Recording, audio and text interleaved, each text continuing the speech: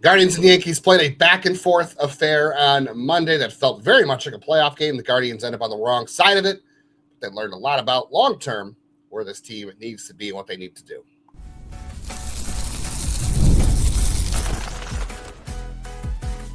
You are Locked On Guardians, your daily podcast on the Cleveland Guardians. Part of the Locked On Podcast Network, your team every day. It was a fun baseball game on Monday. I mean, I know people are going to say they don't love that because it was a loss, but it was a fun baseball game. It was back and forth. The vibes of Progressive Field felt very much like it was a playoff preview or a playoff game, as it were. Guardians end up on the wrong side. I think there's some questions, though, the Guardians have to answer, and I think at least it's easy to see what's in front of them this year, what they need to do if they're going to get to where they want to go. This is Locked On Guardians, your only daily Cleveland Guardians podcast covering the team every day from the majors, the minors, the draft, and everything in between. You got Jeff Ellis over there, host of the show for 8 years. I'm Justin Latta, been here for 4. We've both been covering the Guardian system for 19 years. We'll talk about game 2 of this series later on. Garrett Cole and Slade Ciccone both facing the other lineup for the second time in a week. We'll touch on how big that will be. We'll talk about the bullpen construction a little bit, considering how much it was used and some of the flaws in it. And we'll get into what the Guardians are finding as far as what clear-cut roster needs they have going forward. And Jeff, I don't know. I think it was playoff vibes. I know you weren't there. I was there, but the crowd was pretty good in terms of size for a Monday night game. You know, and the Yankees series is obviously going to draw a little bit more in Cleveland. The weather was great. We're officially kind of in summer here at Cleveland with, schools are out. So the crowd was good. They were into the game. There were a lot of Yankees fans, not really a shock. I will say the section I was sitting in, the Cleveland fans that were sitting in that section could have been better behaved. That's all I'm going to say. Wasn't they weren't paying attention to the game. They just were not well behaved. And that was disappointing to see representing the city. And I know everyone's, I wanted to see them win the game too. And it was great when Angel hit that go-ahead home run. And I knew it was 5-4. And I said, I don't think, and this is exactly what I said a week ago in Yankee Stadium on Tuesday. I said, I don't think you're going to win this game 5-4. Now, on last Tuesday, they ended up winning 9-4. The bullpen made 5-4 stand up last Tuesday in Yankee Stadium. They ended up winning 9-4, but they didn't allow another run.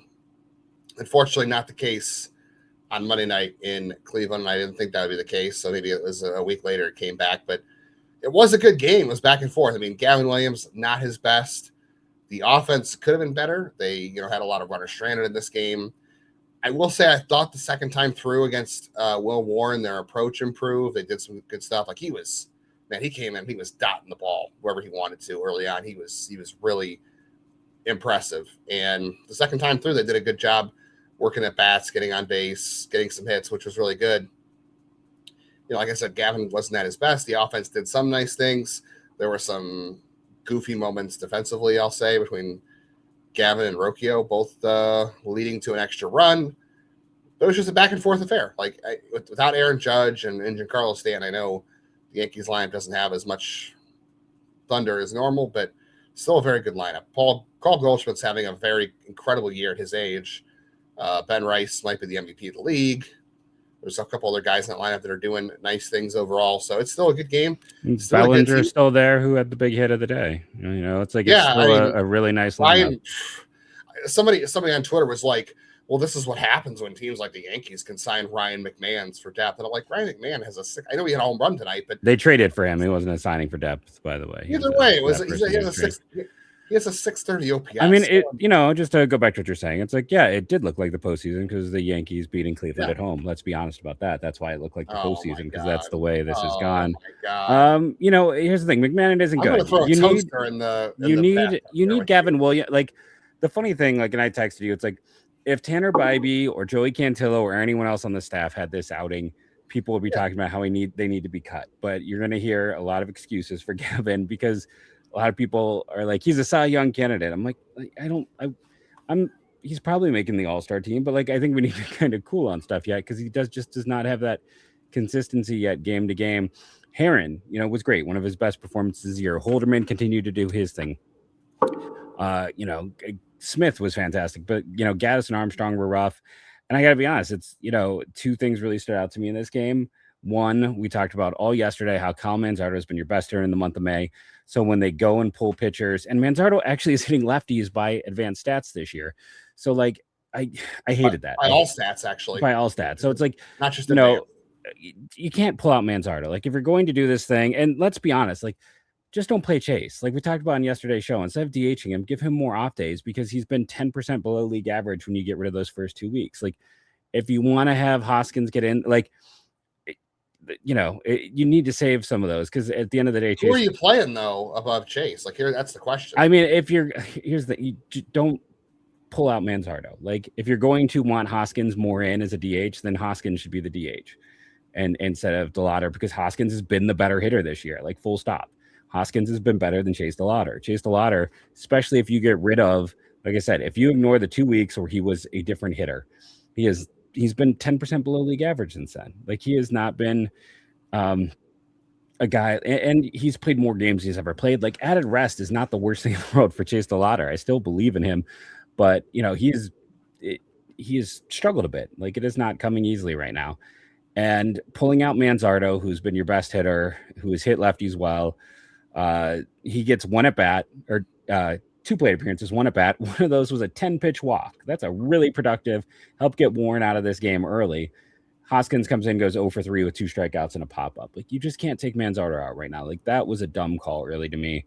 And then at some point we'll have to address, like, I know I've seen it in the comments, Bazzana has had a really rough go after that good game, and he had a really rough go before that good game. That was like an island in a sea of the league adjusting to him, and now he's got to adjust back. But Jose, after those 2 big games, these last 4, we want to proclaim that Jose is back, and maybe I'm trying to reverse jinx this, and make myself look dumb again. But like, he's not. He's still doing this thing where we have a good series, and then we have a week where we're okay. Like, the offense, they can't afford to pull Manzardo right now. You got Schneemann playing, who, goes 0 for 2 in this one, and he has had his struggles. Martinez, had the big home run. That's the first guy to double digits. And then, everyone got excited for Quan.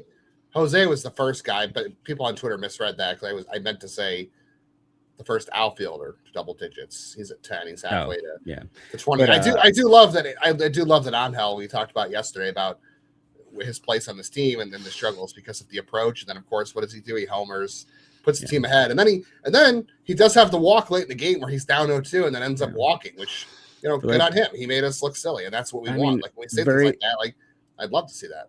Very little out of Quan again, and then Bailey. That's probably his best game since he's been here. And Rocchio, he reached base 3 times with the hit by pitch. Like, he had the silly play early, but he had a productive out. He had 2 hits, and then he had a great defensive play late. Where part of me almost wonders if he accidentally, like, just as he was falling, like caught home or second base. Yeah, there. Where the ball was hit, I think there was no doubt. But just to get to that ball and then be able to make a double play, he was fantastic. That was the play. That was the play of the year. Given the leverage of the situation and where they're at in the season, I think to date that's the play of the year. But I mean, you look at their top 5 hitters, and there was 2 hits. And I mean, so the bottom was getting on base, and then it just died when it got to the top because Bazzana had a terrible game. Jose, I'll have to look at the numbers, but people bring it up. It feels like every time there's a run around and Jose comes up of late, when it's like on the line, he's struggling a bit more. And he's just still not Jose. Like, that's where it is. And then, I mean, Gavin Williams can't give up home runs to Ryan McMahon, who's not good. Like, this was, there is that. This was a game that was incredibly frustrating. And then you're throw either. Yeah, no. And then, Gaddis just did not have it at all and was falling behind. He didn't walk anyone, but it was pretty ugly. And then Shawn Armstrong, I mean, the bugaboo with him, like, there was the one walk that was intentional, and I think walking Ben Rice was 100% the right call, but he walked arguably the worst hitter on the Yankees with Max Schumann. Like, the Yankees terribly misplayed the situation when they pinch ran Schumann for Goldschmidt, because then they took Goldschmidt out. And you're right, and Goldschmidt might make the All-Star team this year. That's how good Goldschmidt has been. He's been really fantastic. So, like, Goldschmidt's out. You just got to challenge that guy. You have to challenge him, and instead, it's a walk. I know everyone's like, you're being so negative today about everything. Upside is they really had to work their pen, and hopefully that'll set them up for success. This was a good game. It was a playoff atmosphere game. Both teams made mistakes. Both teams scored runs back and forth. It was I feel like good an moments. ugly game when I see like multiple blown leads and multiple errors and like 4 total errors. Like to me, that's more. I mean, that's not great, no, but I think as far as pace of the game and the back and forth, it was fun, and both teams did good things. Both teams did, like I said, both teams made mistakes. This was a very even game. I mean, the Yankees were 1 for 9 with runners in scoring position, and Jake Bird wasn't good. He couldn't. I mean, like you said, Aaron Boone had to go to a lot of his bullpen. Blackburn wasn't good. Hedrick gave up a run with a walk, and then Duvall has been a disaster for them. He gave 2 hits and got 1 out. The Yankees outlast them in the battle of the bullpens, which I was saying on Twitter. I was like, it's going to be interesting to see how this ends with the bullpens. But you're right, Shawn Armstrong just didn't have enough. I do want to talk about the bullpen construction. Of course, they were rested too, which is an interesting thing to visit overall. But I don't know. I thought it was a fun game. I guess I don't want to say it wasn't like a great game as far as, like you said, there were some mistakes, but I still think it was a good, a fun game. I found it completely frustrating to watch. Like I turned it off multiple times and went back in. Like I'd always shut it off, then go back in for like 5 minutes. I had to walk away. I didn't find it to be a good game. So please comment below if you thought it was a fun game, or if you're like me and you just found it to be an utterly frustrating one. No, I enjoyed the game. I would have obviously enjoyed the outcome better at Cleveland won. It would have been a better story, especially at home. But yeah, I thought both teams were very equal in this game, and the Yankees just got a little more at the end because of the Guardians bullpen. We'll talk more about that. We'll talk about the Guardians' needs. We'll talk about Game 2 of this series, all coming up on the rest of this episode. Well, you heard me say it. Summer is officially here. One of those classic flavors of the summer. You go to the fair, wherever you go, it's cotton candy, right? Everybody loves, well, most people love that taste every summer. You got a sweet tooth? I definitely do. It's a good treat to have around. It's why cotton candy 5-hour energy brings the nostalgic flavor of summer back in a whole new way. Classic cotton candy taste, and it gives you a tasty caffeine boost, 0 sugar, easy and quick way to get that caffeine and a cotton candy taste with keeping things simple on the go. No guilt, no crash. I know that's what I need. So if I want something sweet, energetic, without the crash, without the guilt, it's a great idea to turn to cotton candy 5-hour energy. Bring on the sweetness with cotton candy 5-hour energy shots, available now online at 5hourenergy.com or Amazon. Going to any sporting event this summer, any live event, honestly, you're going to be trying to get tickets wherever you're going. It's going to be a hassle. And that is why you want to rely on our friends over at Game Time, because when you're watching the Guardians game live and you want to go to this big concert that we know is going to happen all across the country, especially Cleveland, you want to be there and you want to get those tickets a lot easier. Game Time is the app that gives advantages back to fans like us. You unlock amazing tickets and experiences. Just a couple of taps. I told you my wife's using Game Time to go see Benson Boone because she got 100% authentic tickets delivered on time with the best price, and she knew that the price she was paying was the price she saw is the price she's paying, because all the fees are included up front. There's no trickery and no frustration at the end. Honestly, 2 taps, you're done. No stress, no hidden fees. You get to go to that favorite fun summer event at the best price. Take the guesswork out of buying tickets with Game Time. Download the app. Create your account. Use code LOCKDOWN for $20 off. Terms apply. Use code LOCKEDON for $20 off your first purchase on Game Time. Download the Game Time app today. And of course, we do appreciate you making Locked On Guardians your first listen today and every day, wherever it is that you get podcasts. Jeff, we do love being here every day talking Guardians baseball, as frustrating as it is. So if you want more of the show, you can check out the Everydayer Club. Gets you ad-free access to all of the audio episodes of the show, whether it's the regular show, the bonus shows. We do ad-free. And then you also get access to the private group chat on Discord with Jeff, myself, other Guardians fans, other hosts of other Locked On shows, and their fans as well. So there's something for everybody. And right now, you can get a free trial for 7 days at lockedonguardians.supercast.com.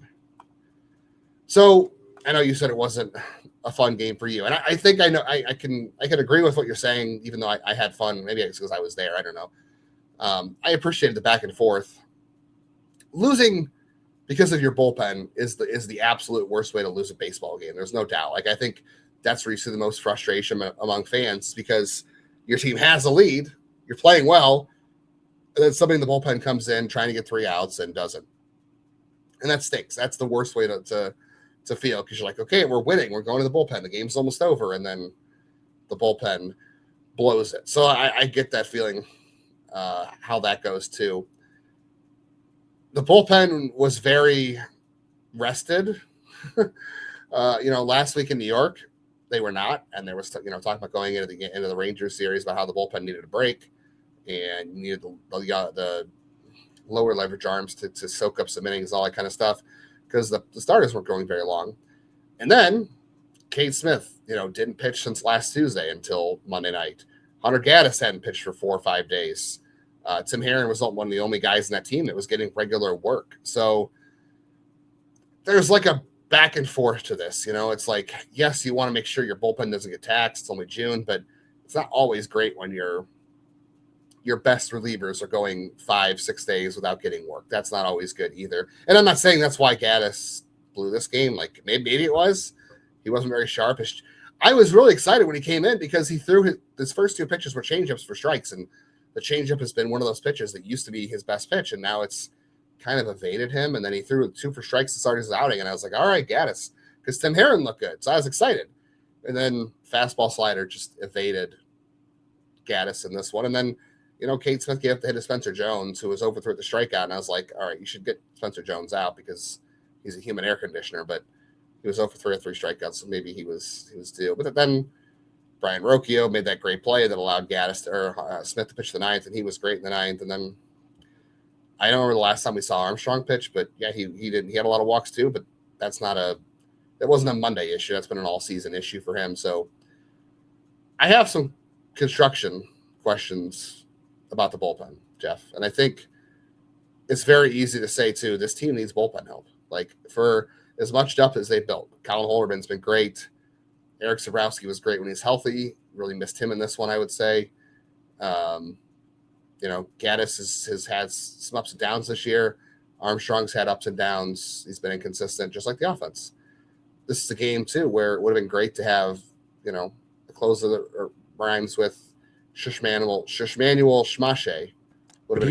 He's gonna go play for Texas Tech this fall. That's how it's gonna work. Right? Yes, he should go play football for Texas Tech. He's going to go play football for Texas Tech.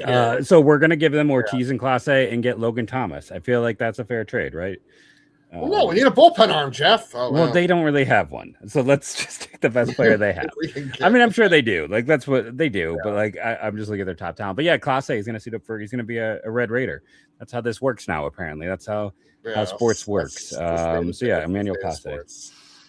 Yeah, it's just that's where it hurts not having that because Smith would have come in earlier.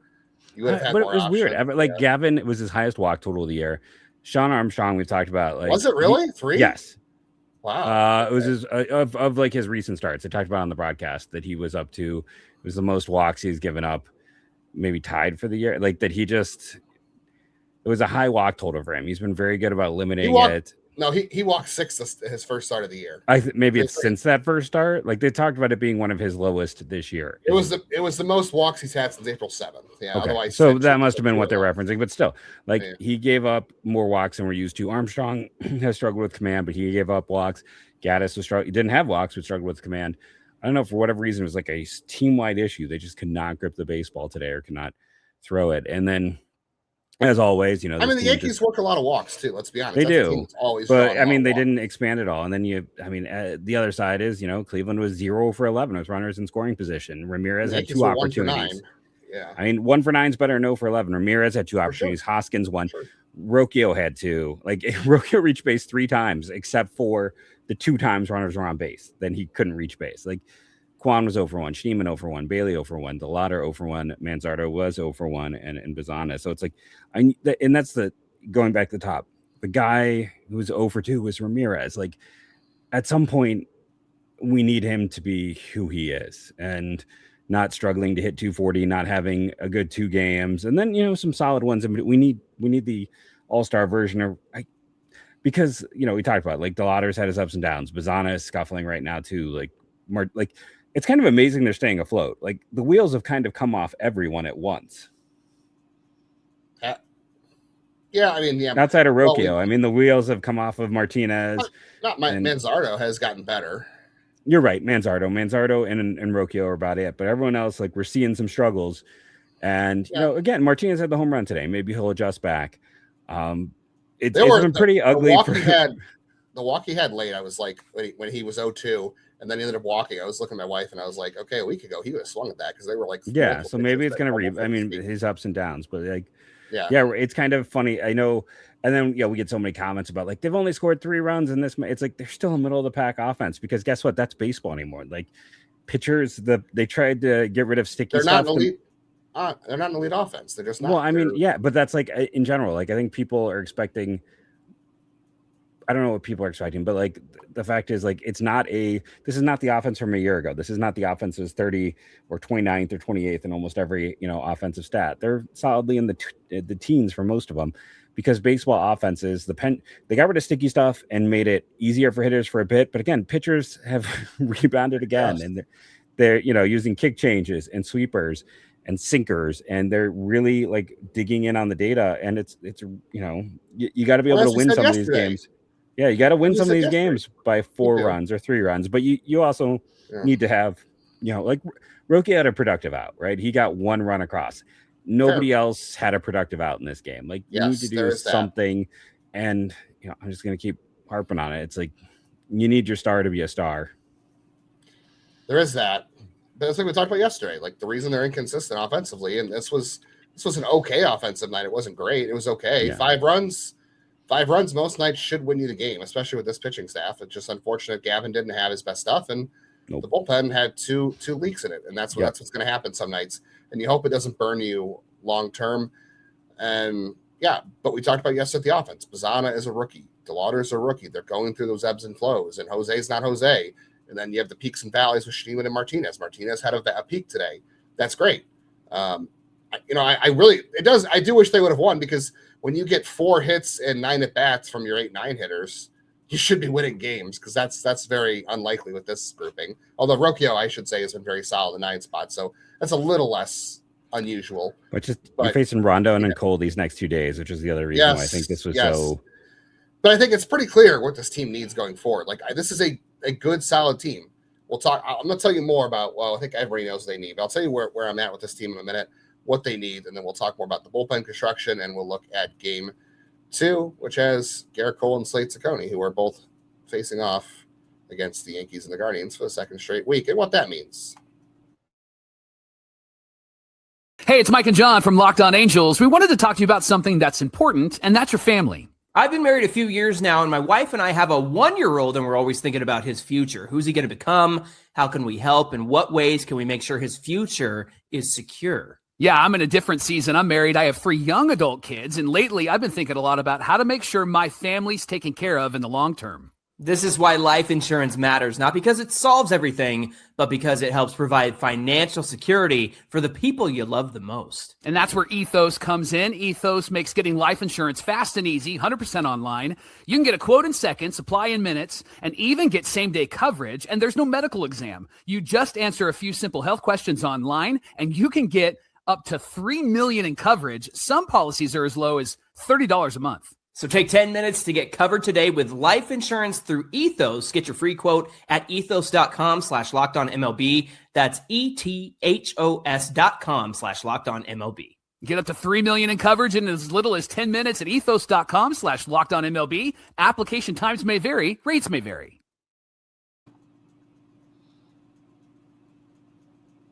Hit the bell on YouTube to get notified of when the latest episodes of Locked On Guardians go live, as well as reaction videos to every win or loss, every big piece of news, additional thoughts, bonus episodes, and then auto download on Spotify, Apple, Stitcher, Pocket Cast, Something Cast, any kind of cast, auto download. So you can listen to the show whenever and keep up with things, all the Guardians, whether it's frustrating or not. So I think it's pretty obvious what this team needs. And here's why I am with the Guardians. A seance, soothe the evil spirits that have affected them with runners in scoring position. There is that. If anybody wants to find sacrifice a live chicken. There's that. Well, last year the big thing was Etsy witches. So maybe I don't know, is that still, they still have Etsy witches? Can you do that? Maybe we need Etsy to become a sponsor. I don't know. I don't want to shoot my shot too early here. It's only June 9th. Nice. I think this team's going to win the division. I do. I think they're good enough to win this division. They now have a negative run differential. I'll say for the first time in a long time with their struggles of late, they've now dropped into a negative run differential. Yeah, for sure. I think there's going to be peaks and valleys. Like I just, it's a young team. Well, I guess we'll see what happens down the stretch of the year because, again, we talked yesterday about the pitching staff, being the only team that's had 5 starters and how that might wear them down. And you've got rookies and guys who haven't played full seasons before, and then some bullpen nightmares pop up here and there. So maybe I'm being premature. I feel like this team can win the division. I think they're good enough to win this division. The question is, how good can they be in the playoffs? And that's why I'm saying, like, this is why I'm not like living and dying too much with this game, because I do think there's good pieces to this team, but I think it's very obvious what this team needs. I think they need another bullpen arm, whether that's internal. I think an internal and an external option. I think you need to have Alaman, who maybe he'll come up this week because they did dip into the bullpen a little bit on Monday. We'll see where Tuesday and Wednesday takes them. They didn't go as far as the Yankees, thankfully, but they still, use pretty much all their leverage arms in this one. We'll see where the next 2 days go. They do have an off day Thursday, so maybe it's not as big of a deal. But you need Alaman to be a guy you think he can be. Maybe Walters, maybe I don't want to. I'm at the point where I'm not going to sit here and say Espino. I think we always said Espino was a bonus, right? Like this year, I think we all agree he's always a bonus because he's still just not pitching on a schedule where he's all that usable at this point. So I think they need to use one of their internal bullpen options. I think they need to acquire an external bullpen option, and they need another outfielder. Like, yeah, Petey Halpin is nice to have. Like, I know Fairchild's up right now, but like those guys are nice to have in the playoffs as like defensive replacements, pinch runners. They don't do much else. Angel and Schneemann, their ebbs and flows. Like they need some other hitter. And I'm not saying, you're not going to go out and get. I don't even know like what outfielder from a team would be available. Well, we even talked about Taylor Ward, but it's like Baltimore is actually fully on in wild card contention. So like we probably can't even talk about him. Yeah. Like honestly, it's like the whole Baltimore's whole 2 games back.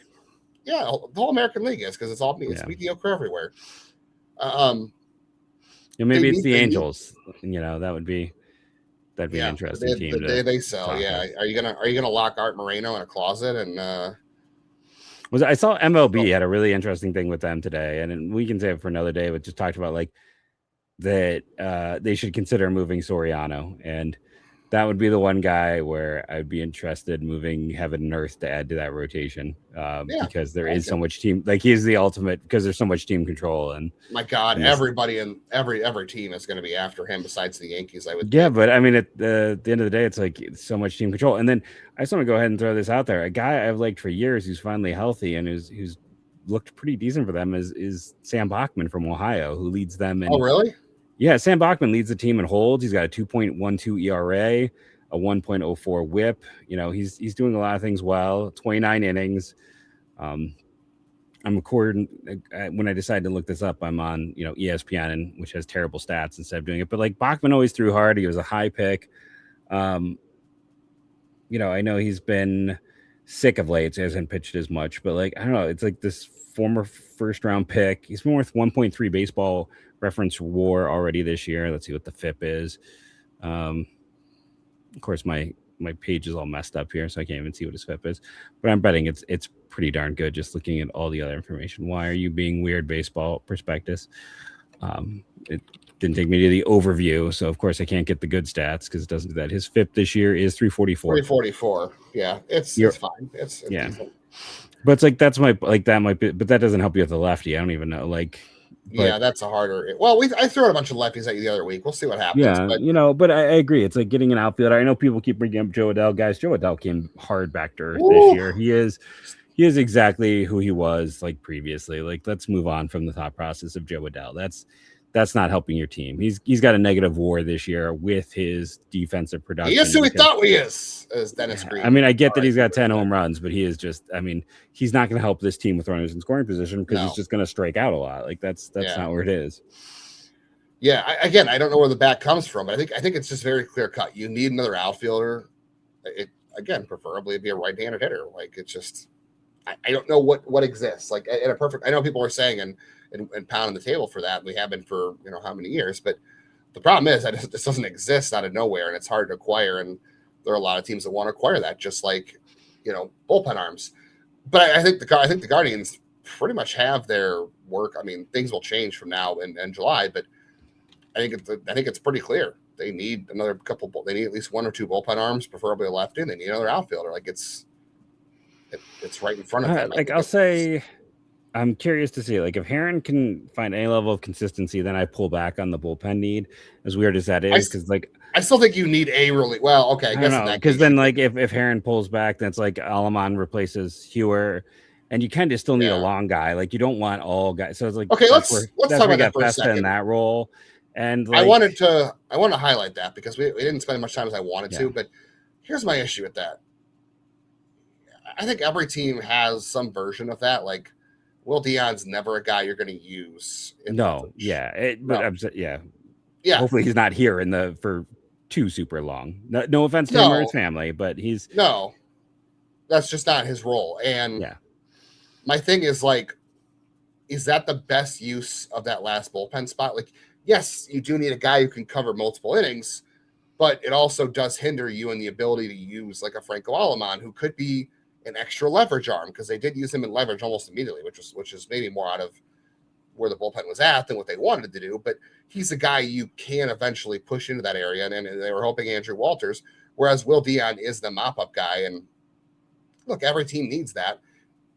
I just wonder maybe right now it's fine, but for the balance of the season, it might help to have more, because it's just so frustrating to have a guy in your bullpen who you're like, all right, we're winning, but we're running low on arms, and we don't have a whole lot of other leverage guys. This guy can't go tonight because he's pitched 2 days in a row, and you're like, all right, well, we're forced to go to Will Dion in a leverage situation, what we don't want to do. But if you have Franco Alaman or whoever else up, you feel a little better about that in terms of leverage. So it's nice to have those guys who can soak up innings when you have a game like the Guardians had on Sunday in Texas, but you don't want to plan to have a lot of those games. I know they happen, but you don't want to plan to have a lot of those. And it's like, you want to have more games like you had against New York on Monday, where Franco Alaman would have been a nice option to have, but you can't use that because you have you see what I'm saying? Like with Will Dion, like, well, I think they wouldn't have used Alaman anyways, because like you went out and signed Armstrong to do this. Gaddis has looked better of late. Like this wasn't a matter of the fact you got Dion is here because they need a second lefty,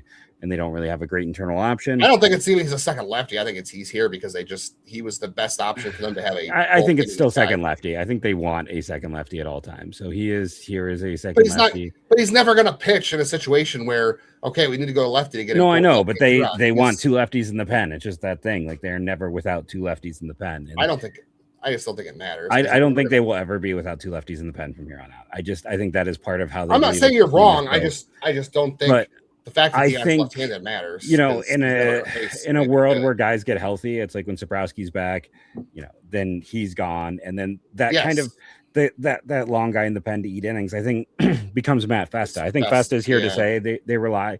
I think there is, and the nice thing of Festa is like you can occasionally throw him out there in a more high leverage situation. They got him for depth, but he's not just the depth guy. And I think like if Herron can pitch, it's one game, so you can see what he can, and he's going to get opportunities while Sabrowski's hurt. But it's like if he can recover a bit, it's like then you'd have Herron and Sabrowski. Then it's not as big of a deal. And if Alaman can come up, I'm still a little not sure about how the command will play out at the major league level with him. But one of like Walters, who's also having command issues in AAA, or Espino, who we've talked about, it's like those 3 guys, if one of them could work out, and if not, trade option. But I think the more time I spend watching this team, the more is they need someone who can give them a little more consistency, because Pizzana has been so much fun, but outside of that near cycle game, it's been pretty ugly for a week now. And we talked about DeLauter, and we talked about Jose, talked about Angel. They just needs a little more consistency at spots. And like Bailey had a great game today, but Patrick Bailey is going to always be a net negative offensively. That's as is Hedges for the most part. Over the you got the double, you'd be happy with the double. You should be happy about that. But it's going to be. I think it just keeps coming back to this. They need to add one more hitter, and the American League, for as much. And then I know I've been negative today, so we're running out of time. But I want to say this too. It's like for all the issues, it's like this is still a team that has faced a murderer's row schedule. You look at just about every team projected to make the postseason, and they face most of them at this point in time already. They face, the Dodgers, they face the Braves, they face the Yankees, the Phillies, the Rays, the Mariners. Those are your top scheduled teams. And the Cardinals, by the way, who we all slept on, but would still be the number one wild card team in and the Phillies and the National League. Nationals, who are not slouches right now. No, I mean, I said the Phillies. The Phillies are a 540 winning the Nationals. Yeah, so it's the Athletics were division leaders when Cleveland faced them. Like, it's been a tough schedule. After they get through the Yankees series, Cubs were much better when they faced them. That was back when they had their 10-game win streak. But they got the Brewers next week, which next week I better go ahead and get things set up so I can go press box those games. But it's been they've had a tough schedule. And they played a lot of games, more games than anybody else. They played 67 games. Like I said, they have as many wins as the Rays. They played 5 less games than the Rays. So 5 more games than the Rays. Guardians, Astros, and Twins are the high watermarks early on. Yeah. But yeah, it's a situation right now where, as a team, like I still believe in them. I still think they're going to have a good chance to win this division. I was a little bit glib because I was annoyed, which I'm sure people can understand. But it's like they're still in a good place, and I don't understand a lot of people want to jump so quickly and say it's a paper dragon team. I'm like, you don't get this far in the season and still win what they've won against teams that they have faced if they're a paper dragon. You don't have Vegas odds on your side if you're a paper dragon. So it's frustrating. Trust me, you just heard me vent on this podcast. I get it. So but I think we all need to take that time, cool off, come back. Hopefully, they beat Cole last time. Hopefully they can get to Cole today. And another takeaway is last time out, and he's faced the Yankees. Got him. And how that goes. Will Warren is tough, and they knocked Will Warren out before 5 innings. Like, they did knock him out. I was frustrated with the offense, but it's like, the bullpen blew this one. The offense needed to do a little bit more. But 2 guys in the bullpen blew it. It was Gaddis and Armstrong. The rest of the bullpen was good. I'm a little bit concerned about Armstrong, but that's a thing for another day we'll get into. Well, as I said, he blew the game, but Heron, Holderman, and Cade Smith were great. Yeah, it was Gaddis and Armstrong that struggled with this one. Yeah, it's a great humor that Armstrong is struggling, but Junis and Seawald are having career years because, repeat after me, bullpens are so inconsistent. It's maddening year to year. Yeah. All right, back tomorrow. We'll see if Slade Cecconi can pitch good against the Yankees. If the Guardians can keep it going against Garrett Cole, that'll be interesting. They're facing, again, each pitcher for the second time in a week. That's always an interesting situation. So I think it'll be a good game again. I'm hoping he pitches very well. Thank you all for joining us, and go Guardians go.